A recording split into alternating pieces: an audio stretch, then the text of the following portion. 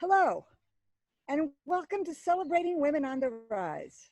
I'm Susan Noyes, the founder and publisher of Make It Better Media Group, which owns 3 brands in 2 regions, Chicago and the Bay Area, including Better, Spaces, and Marin Magazine. Our company, which includes editor-in-chief Mimi Towle and media director Leah Bronson, and our renowned experts, Cheryl Berman and Julie Abrams, are delighted that you have joined us this evening. We particularly welcome and celebrate the women featured in the special section of Marin Magazine in our May issue, who we consider to be the sponsors of this event. You will learn more about them soon. First, though, here are 3 important items for you. Number 1, tomorrow morning, we will email you a copy of this recording with a highlight of the best advice you receive. Number 2, as we're speaking, if you have any questions, please just quickly send them and we will answer as many as we can in the Q&A panel discussion after the presentations. And finally, immediately following the presentation, you will get a short survey that will take you 45 seconds to fill out. And if you would please take the time to do that, you help make us better for the next time we do this event. Because time is your most precious resource, your presence here tonight is a great honor. And that's why we only ask you to take 45 seconds to fill out that survey. We're delighted that so many women who are seriously on the rise in their chosen fields have joined us. And we promise that this will be time well spent. This virtual event is the ideal melding of 2 different events. One called Women on the Rise in Chicago, which Better and Sheryl Berman have produced for several years now. And the other, Celebrating Women, which Marin Magazine launched soon after Make It Better purchased it. Ergo, this is Celebrating Women on the Rise. So we looked at tonight's panel. We put this event together before George Floyd, and we looked at our panel in the last few days and thought, oh, we can do better too. Everything, we run this business on Maya Angelou's great quote, do the best you can until you know better. Then, when you know better, do better. And we are delighted that just within the last couple of days, Marin Magazine has received all kinds of wonderful stories and input about making a difference in diversity. And we're giving you a sneak preview at a story that you will see online soon in Better and in print in Marin's July print issue about these 2 students at Marin High School who sent a text to their teacher in the morning and within 4 days had organized 1,500 people from Marin County to come participate in the protests too. It's a wonderful time to be a woman in business. It's a complicated time to be a woman in business, and nobody is better at adapting and connecting and doing the best that they can than women. So again, we are delighted to have 2 women who are true leaders in business here to give us their sage advice too. After Cheryl and Julie's presentations, Leah will introduce our sponsors and then facilitate the Q&A panel discussion. Reminder, again, if you whenever you have questions, please send them. I guarantee that these women are going to make you think and get you excited. Now, it is my honor and privilege to introduce Cheryl Berman. Cheryl has been my longtime friend, and she was a true mentor as we were launching Make It Better Media Group because of her position as chairman and chief creative officer of Leah Bronson, and her understanding of the power of women, marketing to women, helping women, making the world a better place because that's your natural inclination as a woman. She currently runs her own agency called Unbundled. But when she was the chair and chief creative officer of Leah Bronson, she was the very first woman on their board of directors. And fun fact, the role of Peggy Olson in Mad Men is based on Cheryl and her amazing career. She has been recognized as Ad Woman of the Year, one of Ad Age's most influential women, and Ad Week's most inspiring women. Recently, she was even awarded a Journalism Medal of Honor. There is no woman in the field of advertising who has ever earned all those accolades. So Cheryl, please take it away. Well, thank you. Wow, Susan does great introductions. I've always said, according to a famous female poet, she said, the world is no longer made up of atoms, it's made up of stories. So I thought what I'd do is tell you a little bit about my story in hopes that it might have a positive effect on your story. I think a lot of careers begin with a little help from your friends or relatives. And my uncle was the editor of a neighborhood newspaper back when I began my career. And out of love and obligation, he hired me at age 21 as a writer. He fired me 3 weeks later. He said, if you want to make things up, don't do it on my paper. You should be in advertising. So that's when I took his advice. And thanks to another relative, I got an interview at Leah Burnett, where I showed up very excited, but a bit unprepared.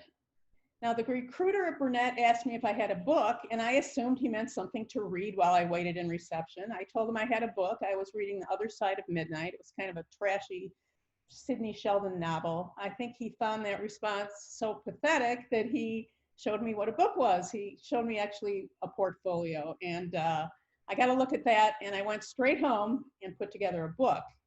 And I came back and shopped it around the halls of Leah Burnett, and that didn't go all that well. Until I got to this one guy, and he went page by page looking at it, mumbling words like sophomoric, silly, was this your homework assignment? Actually, it was. It was Friday around 2 o'clock, and I went home and I put together a new book, and based on every detail that this guy told me about what I had done wrong. So I called him first thing Monday, and it wasn't easy to get a hold of him. He was a bit surly, but I persisted, and he finally took the call, and he said, look, I told you, you got to redo the book. You're not going to get a job with that book. And I said, I redid the book. And he said, I can't get anyone here to do anything in that amount of time. So tip number one for me is act immediately. Put together a new book, make a call, show up on someone's doorstep, do whatever you can to take immediate action. So I got hired at Leah Burnett, and not because my book was great, but because I turned something around in no time. I was, as the Wall Street Journal actually later dubbed me in their Creative Leader series, the determined Miss Berman. And I had just landed a job at the biggest ad agency in Chicago, doing what I always love to do, which is make things up. I love to write. I love to write songs and poems and ads and articles, Mad Men reviews, graduation speeches, even books. I found my passion, and I can't tell you how important I think it is to find your passion, that one that belongs strictly to you. Now, my first 2 years at Burnett, I was a sponge. I just soaked it in, how people worked, how they wrote, how they thought, how they presented. I watched commercials, films, any books I could get my hands on. I was doing small space United Airlines ad. In my spare time, I hung out with the most productive writer, art director team in the group I worked in. So that's tip number two. Hang out and surround yourself with the smartest, most successful and creative people you can find. Now, I got these people lunch and coffee. I sat with them when the writer disappeared. He was in the middle of a bad divorce. I sat with the art director and started writing, and I kind of made it my business to get inside of this guy's head, and he was an idea machine. He was full of like crazy, wacky, seemed almost drug-induced ideas, but I learned to think like him after spending that time. And I was no threat to anyone at age 21. I was a sponge, just soaking it all up. So that's tip number three. Be a sponge. Soak up as much knowledge about your field of interest from wherever you can find it. Now, about 4 months after I started at the agency, my supervisor moved to the beer group, and our creative director told me he would hire a new supervisor. And almost a year later, he called me in and said, I found the guy, and I need you to train him. And I thought, what is wrong with this picture? I'm going to train my boss. So I looked this guy straight in the eye and I said, why can't I have this job? I'm already doing it, right? Right? And I finally got him to agree, and I became the youngest copy supervisor at Burnett. And I learned a valuable lesson that day. This is tip number 4. Never just complain to your boss about a problem. Bring them a solution and give them every possible reason to buy it. So I wrote ads and I wrote songs, and real songs for like Disney and Hallmark, and famous people sang them. And I wrote hundreds of commercials and short films, and I wrote strategies. I came up with new products. I became a brand builder for United Airlines, McDonald's, and Kraft, and Hallmark, Procter & Gamble, 7-Up, Coke. I supervised, I strategized, I analyzed, I got promoted. I got promoted again, and I became Chief Creative Officer and eventually the chairman of the US company. I actually had Leo Burnett's old job, and I had never worked harder, but it was okay because I really loved almost every minute of it, because I had found the one thing that helped me rise to the top. And what that thing I would tell you is relentless passion. No matter what the assignment, I remain passionate.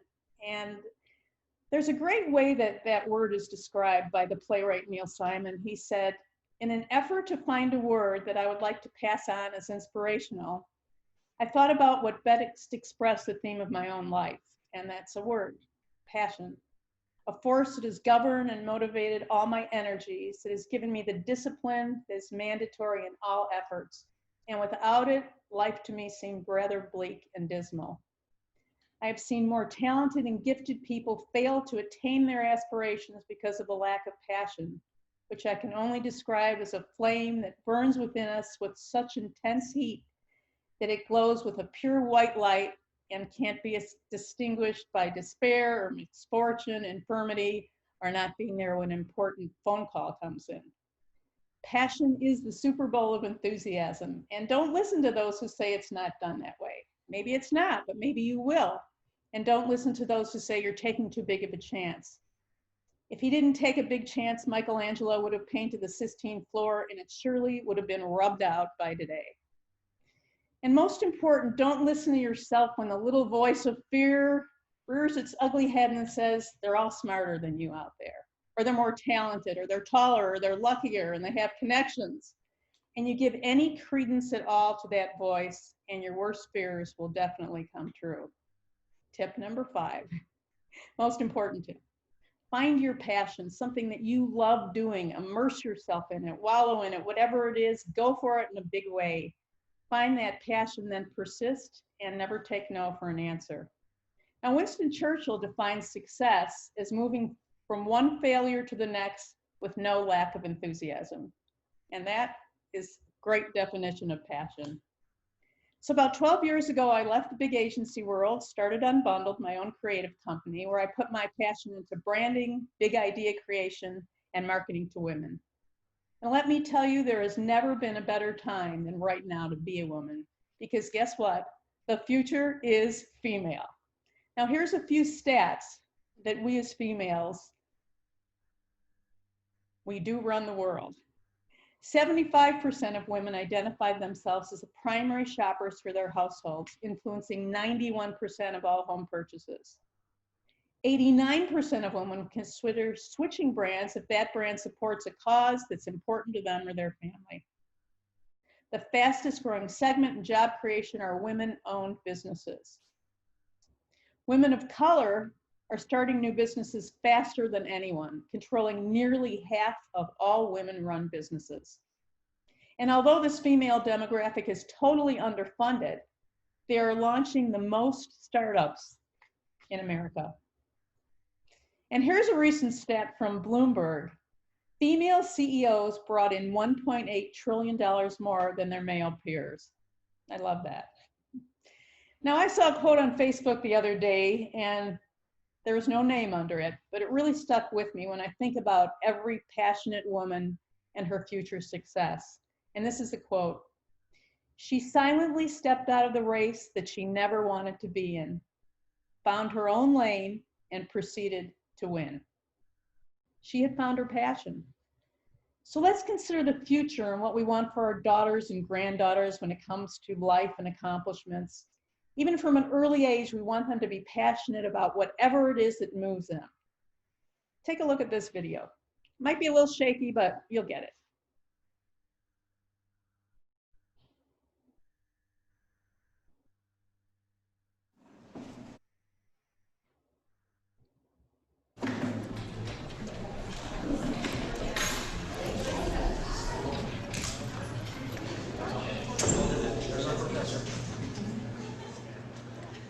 Hello, my name is Gwyneth, and I'll be your professor today. And I will be talking about the brain. Hi. Hello, I'm your veterinarian today. You're kidding. Nope, I'm Dr. Brooklyn. See? Okay, doctor. Oh, here, let me see. Good morning, everyone. I'm your new coach. My name is Maddie. Nice to meet you. I had the most fantastic day in the office. You'll never believe what happened. We got that new business I wanted. You ever seen him fly? Have you seen him what? Fly? No. My cat can fly. Okay. The dog's brain can't think as much as the human's brain because there's no high school for the dog. This is Peter, the Triceratops. Peter is 1 year old. The T-Rex, Sally, is 1,002,252 years old. Knees up like a unicorn. Higher, higher. I've been to New York, Transylvania, Pennsylvania. We can think and do lots of stuff with our brain. Now, does anybody know how big the brain is? Anybody? Sophia. It is medium. Medium? Very good.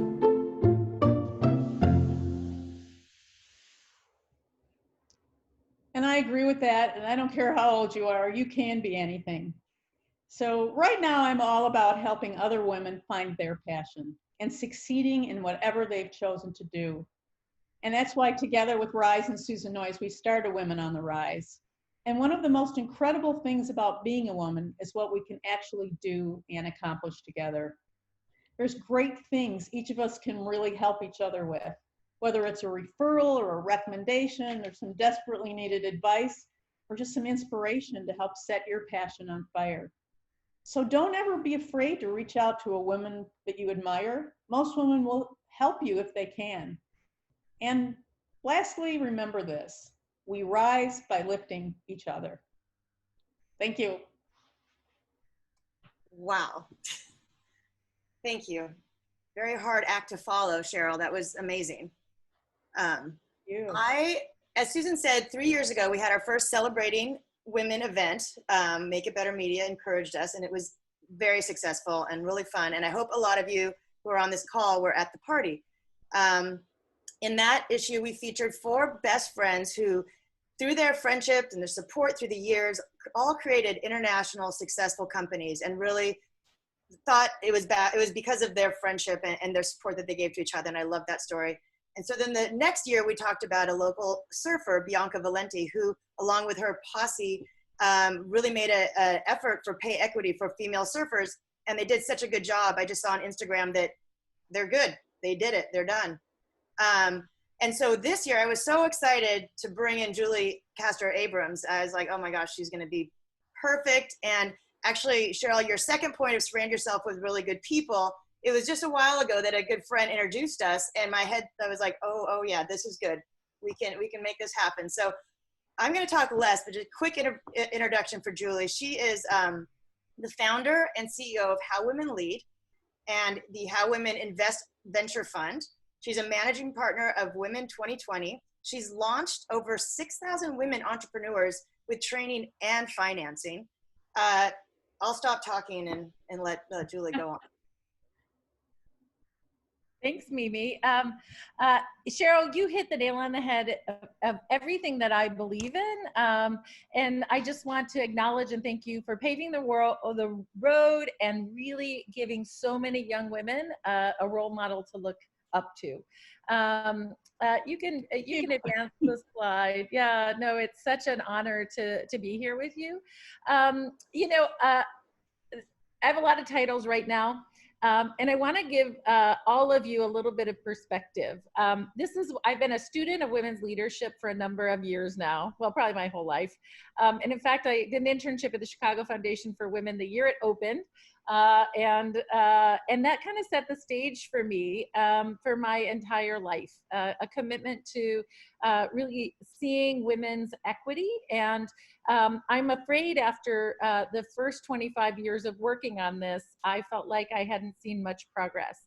I did what a lot of us did, which is I sort of went up the ladder vertically, right? You get the next promotion and you're seeking the next thing.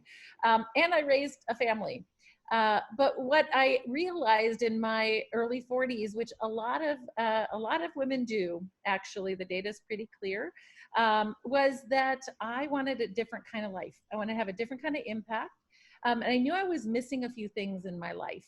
One of the things we know is that women, right about their mid-40s, that's when you realize you are happier if you're doing things together with other women, and you're happier if you're making a difference and making an impact.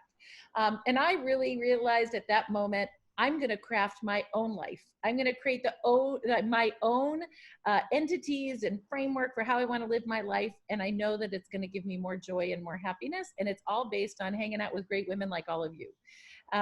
So I started How Women Lead, just getting a bunch of girlfriends together. And like often happens, they elevated me. One of them said, you have the best network.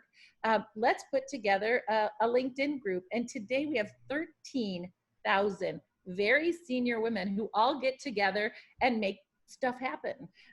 So we drove legislation in California requiring diversity on public company boards. And we were successful in doing that. And literally yesterday, Washington just passed that same legislation. So I'm saying all this to say, we can do so much together. It is a new idea for a lot of us because so many of us thought we had to do, maybe we thought we had to be the only woman and didn't necessarily support other women as we moved up, but it's a new day and we all have to make a new commitment. So I'm just gonna architect a little bit of a story and then come out at the end with a couple tips. So if you wanna move on to the next page. Yeah, this is just some fun photos, but what I wanna point out to you, if you go back, especially given everything that's happening today, I'm a white woman. I have a lot of privilege. And when San Francisco Magazine came to me and they said, I'd love to do a feature event. The first thing I did is I identified an African-American woman who I am completely passionate about supporting. Her name is Amy Allison. She's the woman in the white outfit right here. And I said, let's feature women of color who are power brokers and making things happen. So I'm saying that to say to you, having intention and making a commitment to being the change we all want to see in the world is not hard. Other people are thrilled when you make those kinds of recommendations. And what we were able to do is instead of having sort of, a whole feature of white women, we were able to feature all women of color except for 2 of us. So if you want to move to the next slide, Natasha. So we created this ecosystem. I just want to give you one little example of how this works. So had breakfast with someone, she said, let's start a giving circle because we are all philanthropists. And I was like, okay, sure, why not? She brought 10 people, I brought 10 people. We all put $1,000 into this fund over the course of a year, and we were able to give $20,000 away that year. And that was How Women Give. It's a giving circle where women all come together. We say, what kind of thing do we want to invest in this month or this quarter? And we made a priority with How Women Give that we were going to invest in organizations run by women of color who we knew were the closest to the problem. So yesterday we had a call with a group of givers and we had $15,000 to give away. And we got to the end of the call and we were like, oh, well, we have a tie once we voted. So we decided we were going to, I said, I'll give it another $1,000. Other people started chiming in. By the end of it, we had 10,000 additional dollars. We were able to give $5,000 grants away just yesterday. So that's an example of like in community. It's so fun because if I say, I'll do this and everybody else chimes in and it feels like together we're really solving big problems. So if you want to move to the next slide. So my vision, our vision is all of you who are on this call are running the world. That's my vision for the world. And I hope it's your vision too.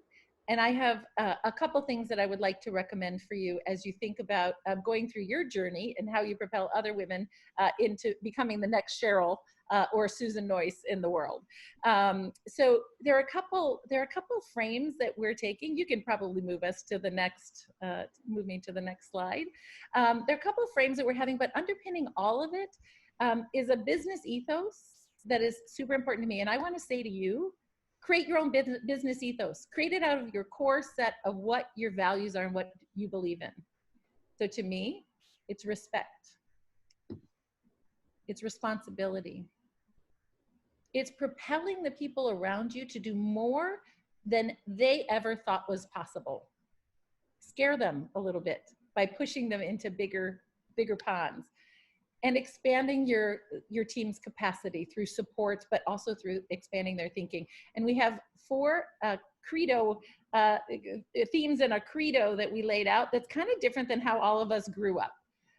So first, be fierce advocates for each other. And everything we do, we ask people to raise their hand and say, I'm in. So I know I can't see you on the screen, but I'm trusting. Please raise your hand and say that you're in as we go through these. So first, be fierce advocates for each other, recommend them, do what Mimi Towle did, which is come to me and say, hey, Julie, I want to recognize you and get all these great women onto this magazine. 2, say yes to helping and connecting each other. Now, we don't do this, ladies, as well as the men do, unfortunately. The men meet someone on a golf course and they'll call them and say, hey, can you introduce me to that venture capitalist you mentioned? And they'll do it. But women seem to be very protectionist sometimes about our connections. So this is a little bit of a stretch for some of us. 3, reinforce her voice when she speaks up and isn't heard. So a lot of us are the only woman in the room. Thank you, Susan. A lot of us are the only women in the room, and when we say something, it seems like no one heard it, and a couple minutes later, it's the brilliant guy's idea, right? Has that ever happened to you? Well, if that happened to you, I want to ask you to make a commitment that whether you're in the room or it's even virtual today, reinforce other women's voices. And finally, get out there and be unabashedly visible yourself. And if it helps you, I want you to have a different frame when you think about that, because we all think it's indelicate and we shouldn't, brag. Do it for my daughter. Actually, there's a picture of her right behind me. Do it for those young women watching you, because when they see you standing up and being powerful and standing in all of your glory, it changes how they think about themselves. So it's your gift you get to give to every woman around you. If you could move it forward one more slide. So, okay, so I'm gonna wrap up my little piece with a couple of tips. There's a lot of research that shows that women will only apply for a job when they have 90% of the qualifications, and men will do it if they have 20%. It's true. There are a lot of reasons why it's true. So it's not a failure of women, it's a failure of the system, frankly, that reinforces that that's how women need to be. But I'm not gonna get into all that, but I'm gonna say to you, stretch, ask for the position and the opportunities and the money beyond what you feel comfortable with. If you don't feel like you're going to throw up a little bit when you have those conversations, you're not pushing hard enough. I also want to make sure that you understand that being on the board of a corporation is not out of your reach, and it should be in your plan for your life. So do the research and make sure that you're on a path, if that's fun for you and right for you, to really become the leaders we need to see in this world. You see all those companies that are bad actors and good actors today? You can be the difference for those companies. Next, and this is where Cheryl's probably got a workshop on this we should all take, but establish your brand clearly. Who are you? What do you want people to think about when they meet you? What do you want them to say about you when you're not in the room? And make sure it aligns with your actions, and do little audits. Every quarter, say, how am I living the brand that I say I want to be seen as embodying? I also want to say to you that by being visible and being a community leader, and that means going on the boards of nonprofits, organizing marches, whatever that means to you today is going to have a huge impact on everyone around you, but also on your career. I cannot understate enough, almost all the women board directors that I have talked to, these are women who are on the boards of these big companies we all see in the news. They got that first board seat because they were on a nonprofit board with somebody who was on that board and said, hey, you'd be great for this board. So it's all part of scaffolding your career and showing up as a leader. Now, I was running a company and raised my kids, and I had a lot of transactional relationships with a lot of people, but frankly, I let my networks fade. And that's very common for women. I want to tell you that moving beyond transactional relationships and building networks of trust that you can call on, like it sounds like Sheryl and Susan have done for their lifetime, is going to serve you well and is essential. I have a 27-year-old daughter. I keep trying to teach her how important this is. And I know it's hard to get your arms around it, but it is going to make, they say, it's not what you know, it's who you know. And I promise you it is true. The last couple is don't wait for permission. A lot of us really think we have to be invited into the room, or someone has to give us permission to start a venture fund. And I'm here to tell you that you can just do it. Nobody needs to give you permission. In fact, we can do so much more than any of us think is possible. And if you're not stretching yourself every couple months to think about what is that thing that is beyond, that I want to be invited into, how can you get in there without actually having to be invited? And finally, I'll just reiterate, we're happier. We are happier, and we all are looking for that today. We're happier when we do things together and we're making an impact. So what's the impact you're going to have? That's it. That's me. Yay. Good. Thank you so much, Julie. That was very inspirational. And thank you to all of our amazing sponsors of the 2020 Celebrating Women on the Rise virtual event. This is happening because of you. Thank you. We reached out and we got some quotes from our sponsors on how they lead. And I'd like to share those with you. Here's all of our amazing sponsors featured here, all these beautiful ladies. The first quote is from Elizabeth Suzuki of Sutton Suzuki Architects. And she says that she leads by example in a positive and collaborative manner. Magda Sarkeesian of Golden Gate Sotheby's International Real Estate. She says, leadership is too often synonymous with force, especially in my industry. The leadership I believe in and put into action encourages thoughtful and collaborative dialogue, giving all individuals a voice. Megan Pomponio from Compass Real Estate says, be an example by encouraging others to be the best version of themselves and treat others with dignity, empathy, and compassion. Martha from North Coast Tile and Stone says, I lead really by example and by making everyone who works for me feel they are the reason we are successful, because they are. And that I ask no more of them than I do of myself. Michelle Affronte from Engel and Volkers Real Estate, she says, I lead with an open heart and an open mind. Danielle Batras of Vanguard Marin says, I lead by listening. In life, it's the most important part of any relationship, business, or personal. And Kat Harris from Parati and Karate, I lead by example, lead with compassion, empathy, understanding, forgiveness, and strength.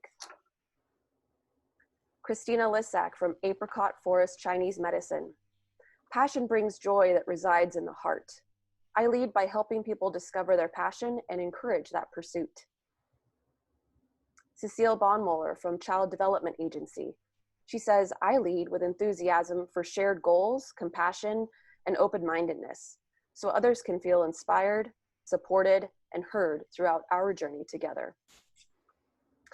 Danna Lewis, author of the book, The Indisputable Gift of Men. My personal leadership target is that leadership starts at home with myself, by myself, to be more present, aware, and courageously kind, starting with myself and flowing outward from there. Gratitude and foundation or joyful leadership comes easily when I'm choosing presence, awareness, and kindness. Cassie Kime from Innovative Match says, we are so fortunate to have the opportunity to help singles be their best selves and find meaningful, lasting relationships. Alexandra Cowley from Vanguard Marin says, I earn trust coming from a place of kindness, truth, candor, and integrity. Nice Guys Deliveries says they lead with empathy, kindness, and respect. And last but not least, Lee Bakhtiari of City Carpets. She says, I lead by example and never ask anyone to do something I wouldn't do myself. I would now like to open up the panel for discussion to Susan and Mimi and Cheryl and Julie. Take it away. Excellent. Should I go first? So I have kind of a burning question on pay equity. And I'm going to start with you, Cheryl, and I can't get over the Peggy thing. I'm a little starstruck. So I'm going to make it a two-part question and loop in you as a young ad executive. So as a young ad executive, do you remember the first time you had to go into your boss's office and ask for a raise? And how did you handle that? And then when you were the boss, did you make a point of making sure that women in your firm had the same financial opportunities as men? Yeah, those are really good questions. And yes, I mean, I had to ask almost for everything. I mean, and I think along the way you learn how to ask. I think your first ask is, hey, give me this, and then when that doesn't happen, you have to, get some other way to do it. But I will share something with you that I think will be helpful. Do your homework. Get the statistics on what people are being paid, especially what men are being paid. Have that with you in paper, then it exists. It's a statistic, it's real.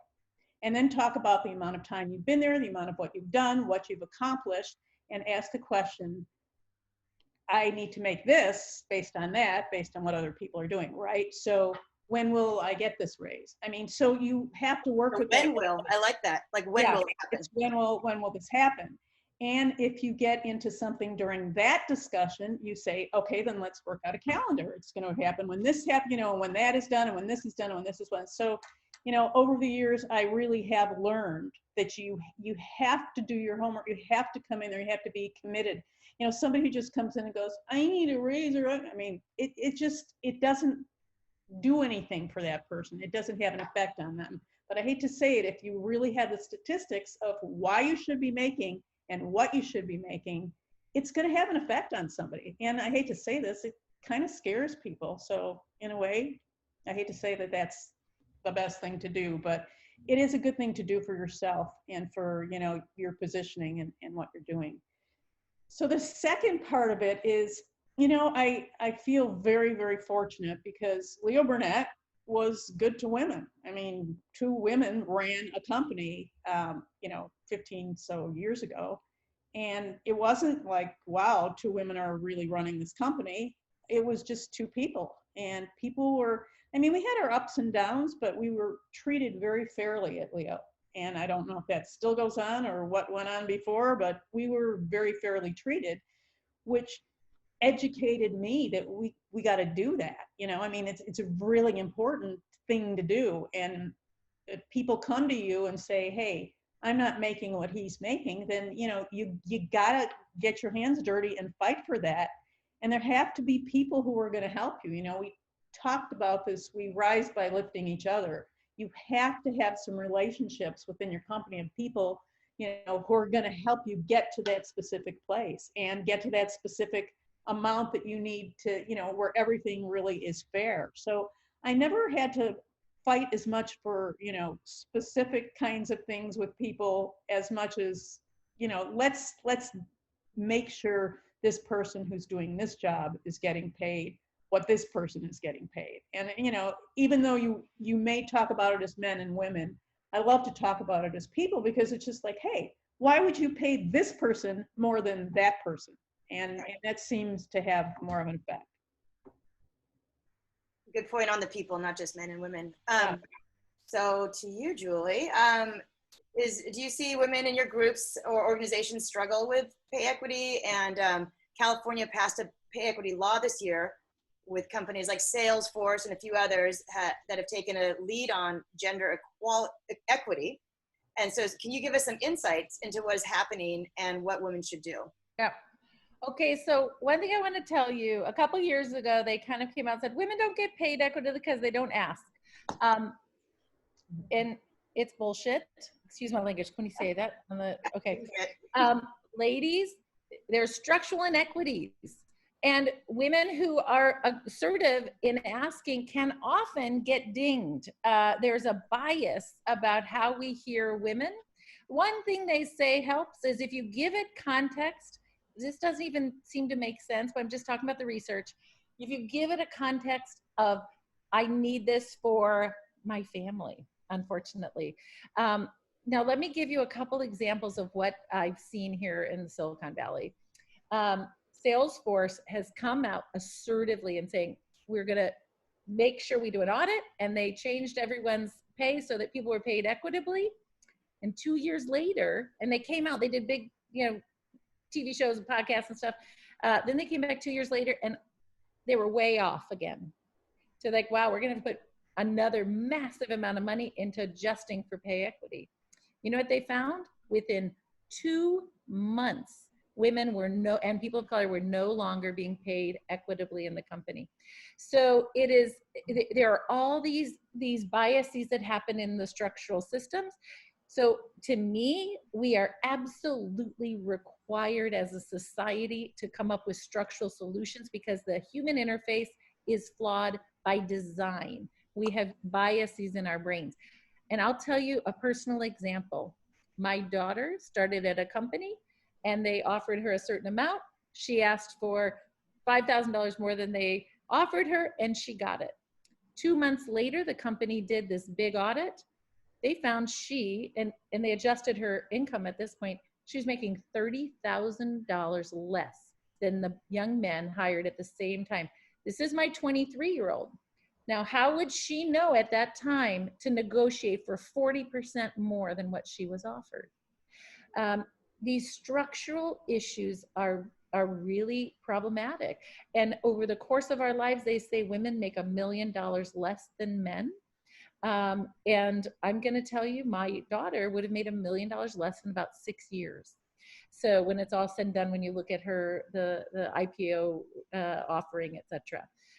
So there are things women can do that in their behavior and what they ask for plenty. Do your research and don't be emotional about it, but base it in what you need for your family is what the research says. But we have to do structural work together, or we're not going to solve this problem.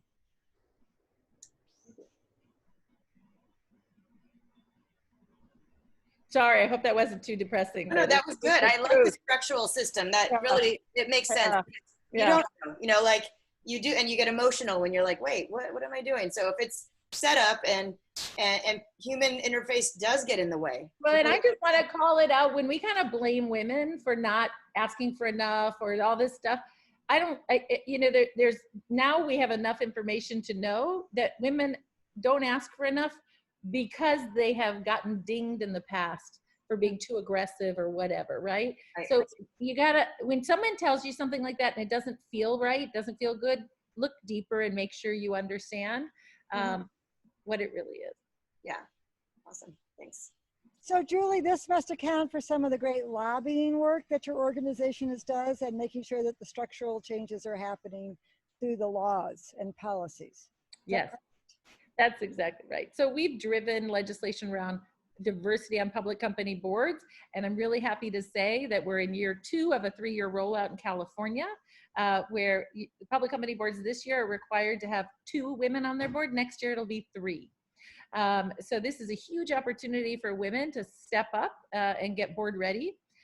Another legislative and regulatory action that we're taking is related to investing in women-owned companies. Only 2.7% of venture dollars go to women-owned companies, women founder teams. And there are a lot of reasons for that. Structural bias in our brains is part of it. But there are also major institutions that invest in venture funds. And we're trying to get some legislative work done that requires that they invest in funds focused on women and people of color. And I'll tell you what's so crazy. Women return 26% more for their investors than men. But still, they're not getting the investment. It doesn't make sense. Black women make more for their investors than anyone. And only 40, as of September, when I did some research, only 43 Black women-owned companies had ever gotten an investment of $1 million or more in the history of our country. So that we can change that. One of the things we know, in addition to the regulatory stuff and legal stuff that we're working on, women who are what we call accredited investors, there's a certain standard where you make $200,000 or more in a year. That's one of the measures. You can invest in companies, in startups as an angel or in venture, but only 5% of women who are accredited investors are investing in companies. 30% of men are. So we as women can and should take more assertive action in investing in women-owned companies if we want to see a change. And I would say really focus on companies run by women of color when you can, because they're actually going to return even more for you, and it meets with your value system. Fantastic advice. Thank you so much. I'm looking forward to hearing about more questions that come from that. Now, I have two questions. The first one for Cheryl is, what is your experience working with women-owned businesses? How do they differ from others? And what advice do you have for them? I think that's a good dovetail to some of the absolutely statistics we just heard. Well, I know it's going to sound very strange, but I think one of the best experience I've had working with women-owned businesses is working with Susan on Make It Better, and that turning into better. And I know that, might sound a little kind of like, wow, why? But it's true. It's sadly true in a way, because, most of the companies I worked with were never women. I'd never worked with any. You're working with the Disneys, you're working with the Bob Igers, and you're working with, all these, craft, and everything was really all men. And so once you get to work with women-owned businesses, I think you see a different kind of passion, as we talked about. I think you see just a different kind of work ethic, and the camaraderie that we talked about. I mean, I think one of the things I've seen, working with Susan and Make It Better and Better is just, everybody's kind of is in that together, and I think relies on each other. And I think, that whole team effort, is really something that I think women-owned businesses have. I mean, I've been lucky to work with women-run businesses, and obviously I've been a woman who ran a business. I don't know if you could, I guess I owned part of it, sadly, overnight, because, lucky that it was a privately held company most of the time I worked there. But, I really think people trust you. They trust women more. I really think there's trust there, and everybody kind of knows that. I mean, I talked to you about the statistics. I mean, especially in marketing, Eileen, women are the consumer. We're the ones who do it all. We're the ones who make the investments and buy this and buy that. We're the one you're marketing to. So, you better pay attention to, and I think what Julie was saying about finding more of these companies, finding more of these startups, getting more involved in that stuff, I find that, as I think Susan did, just incredibly interesting to get involved in, because I think that is what's going to change the future. I think so much, unfortunately, of what I was part of with these big leading major brands, it was hard to find where are the women there, and why aren't we celebrating them? It's very wonderful on the one hand to be that woman who did that. On the other hand, it's like, well, where are the other women? So I think to be able to see more of that happening, and we will see more of that happening, the statistics prove it, I think will be good for all of us. Cheryl, women have more wealth than we've ever had before. And they found that in the last 5 years, the greatest growth in our wealth, 40% of all that wealth growth came from women who own their own companies. So it's a cycle. It's like, this is how, then you become the investor in the next woman's business. So yeah. We always talk about in marketing, we say companies got to have a purpose. They've got to have a why. And so many of those companies didn't have them. And once again, you look at Susan, they're giving back. They're trying to make the world a better place, as strange as it sounds. But it very much, I think, with female-owned businesses is much more true, rather than, hey, we're just trying to make a bunch of money. That's our purpose. So. And by the way, millennials are really driving that too, because everything they do, every minute, every dollar they spend has to make a difference in somebody else's life too. So I, Yeah. I think that the millennials, frankly, learn those values from their mothers, and their schools, Yeah. and they are really changing the world. I'm very bullish on the future when we get those millennials in charge of more things. And like we said, the future is female. Well, and the millennials are not willing to work for companies that they see as bad actors. I've been watching it firsthand with a couple of recruitment efforts for my daughter and my son. They don't want to work for certain companies that are in the news doing with bad practices. Yeah, So, absolutely. Okay, I have one more question, which is for Julie, and then my guess is that we have a slew of questions from our audience we need to get to. Julie, for you, my question is, what are the most common mistakes made by women who aspire to ambitious careers or to significant entrepreneurial success? well, I guess I'll just take some of the tips that I mentioned earlier and weave those in.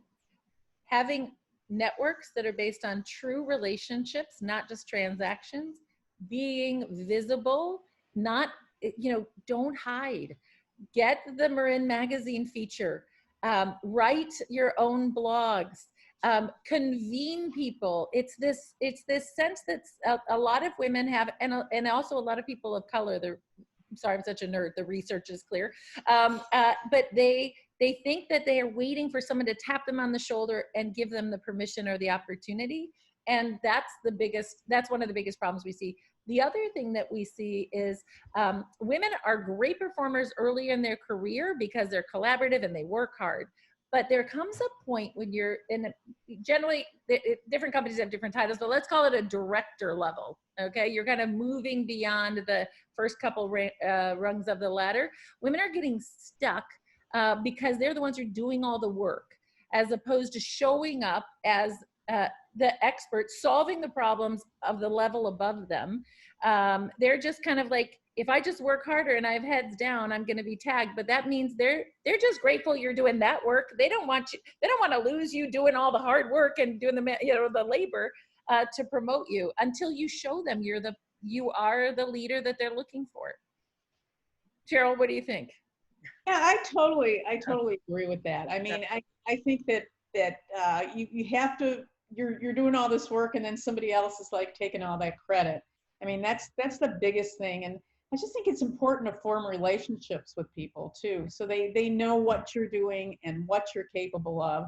And then you're going to have some people that are going to stand up for you, and those can be men, those can be women, those can be whatever. But if you have some of those relationships going, and they know you're the person, especially in the ad industry, hey, I came up with that idea. That guy up there presenting it had nothing to do. You know what I mean? So you start to form those relationships with clients and whatever, and with people and with, and like I said before, get to know the people at the top of the company. I mean, get to know what they're doing, how they do it, and how they got there. People like to tell you their stories. And I think that, those relationships will also help. This actually ties into a question from a panelist, Kim Wong, to either. Do you think it's bad to be too passionate in the workplace?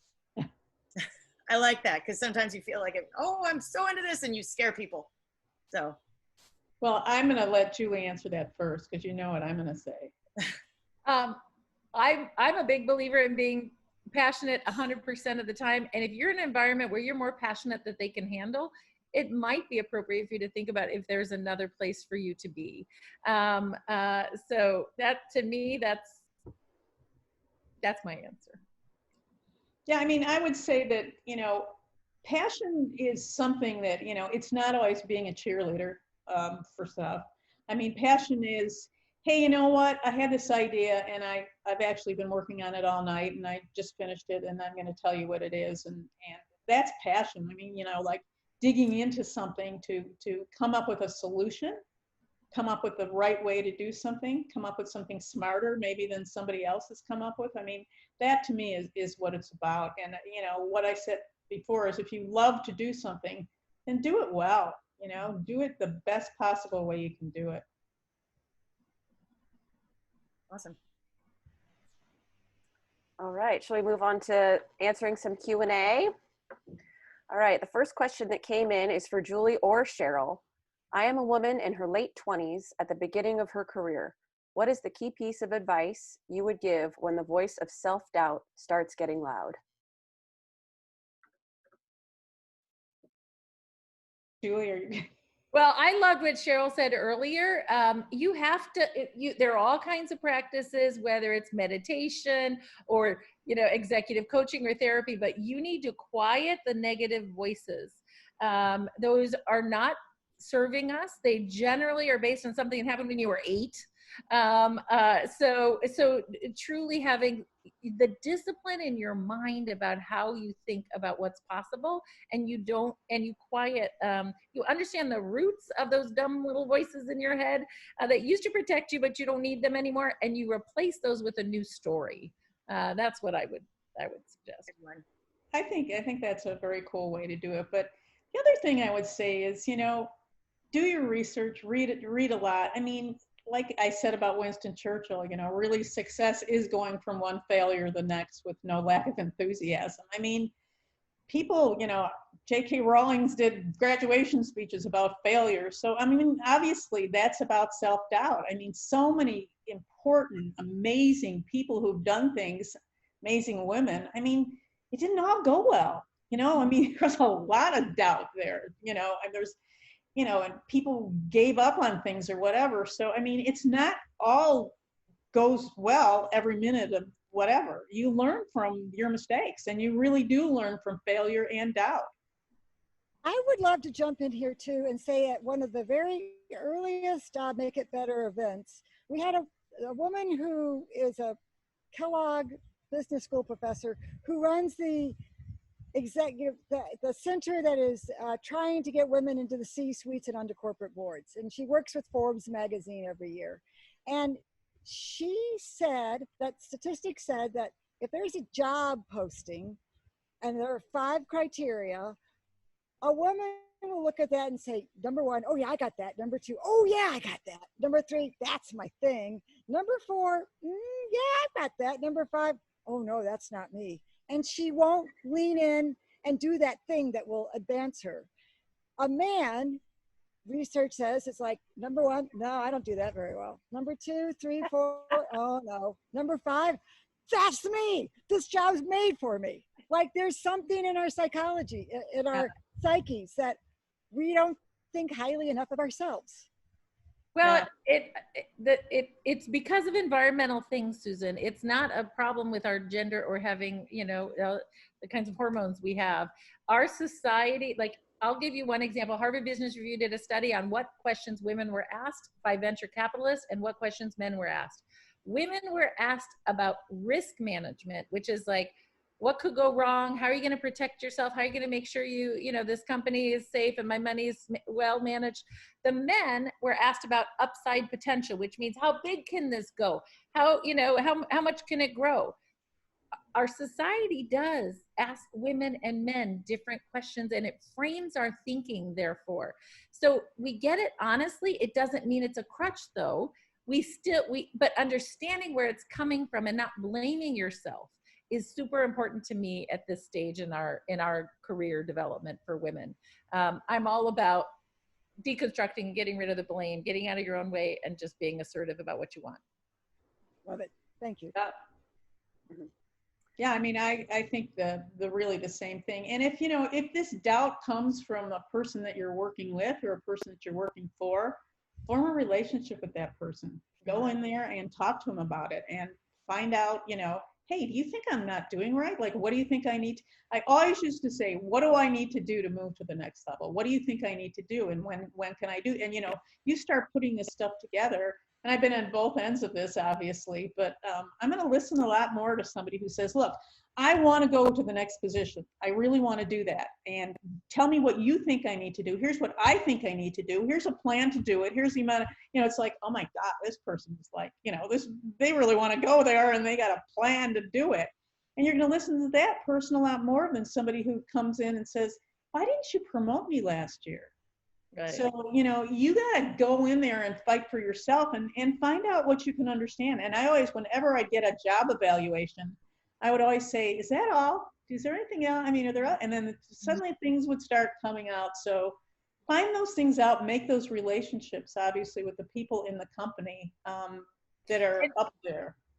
Kind of like you tell your kids when they're in middle school and they think everyone's watching them and you're like, no one's looking at you. They're thinking about themselves.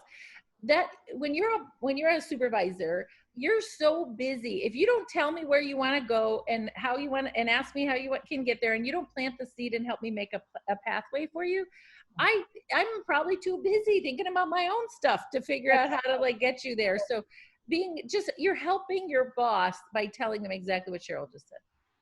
Yeah, I mean, you got to make your own plans for it. I mean, you got to say, hey, you know what? I love if you meet the CEO of a company, say, hey, you know what? It's great to meet you. You know, I'd love to have your job one day. That, you know, suddenly that person's head, if that's what you want, you know. Yeah. Okay, more questions, Leah? Yeah, I think we have a few more questions, but I think we only have time for one more, and it's a good one. Julie, it's specifically to Julie. Can you recommend a resource to locate women-owned businesses who are looking for investors? Oh, yes, there's lots. 500 Startups is an example of one. So there are a number of accelerators. I also, I'm part of a Black and Brown funders effort that is really propelling companies run by women of color forward. Can we send it out tomorrow? Can I get a list for you? Yes. Yeah. You know what? Can we turn this into an article? If you will work with Mimi, we will 100%. create the perfect response to that good question. You got it. Thank you. How about one more? Can we just do one more, please? Okay, we will do There one. was actually one above that one, Leah, about mentoring. Yeah, that's exactly what I was going to read from Anne. Please tell us your most effective mentoring style. It's to both Julie and Cheryl. Well, I'm going to just say women are over mentored and under sponsored. So mentoring is great because that's somebody who's kind of giving you advice on how to, you know, move forward in your career. But a sponsor is somebody who's like, when you're not in the room, I'm going to promote you and tell people you should be given that opportunity at work or that promotion. So I'd say find sponsors, not just mentors. No, I think that's a great way to put it. But I also think that it really helps people to gain their confidence if you can tell them, hey, you know, I've been in the position you're in. You know, if you need to make more money, you need to ask for, you know, to get specific things. I think specifics often in mentoring really, really, you know, help people to figure out their plan, who they want to be in the company, where they want to go with it, you know, who can help them. And those things, you know, really, really do help people move to the next position. And I think, like we said before, letting somebody know you want that position, that you are passionate about moving into that position, and that you want to be fairly paid for that position. I mean, it just builds your credibility. So, you know, I think Susan and I were at another event where we had talked with a female CEO, and she said, you know, don't be afraid to talk to somebody or to ask somebody. Women will help you. It is really true. She said, you know, she was a CEO of the Holocaust Museum or whatever, and she said, women are willing to help, so go ahead and ask for their help. I mean, what's the worst thing that can happen? You will probably get that help, and you may get, you know, some sort of help that will take you in a new place, introduce you to a new person or you know, a new job or whatever. But I think that women are helpers overall, and I would ask anywhere and anyhow that you think might help your own career. I was interviewed for a book that ended up being called The Missing Mentor. It's about how women weren't mentoring women as much as men were. It's kind of interesting. But she came out with some great tips. So it's by Mary Stutz. One of them is you don't just say, hey, can I have an hour of your time? Will you mentor me? That doesn't work that way. You say, can I have 10 minutes? And I want to ask you the following 3 questions. There's nothing worse than someone showing up and saying, okay, mentor me. And as a mentor, you're trying to drag out of them like, well, what? Like how? So just be specific. Yeah, absolutely. Okay, this has been so fantastic. I hope that all of the participants have enjoyed it as much as I have. Look at this lovely group on the screen. We will help you. Send more questions our way. We will follow up and do whatever we can. We've already promised you a good article. And here's how you can stay connected with us right here.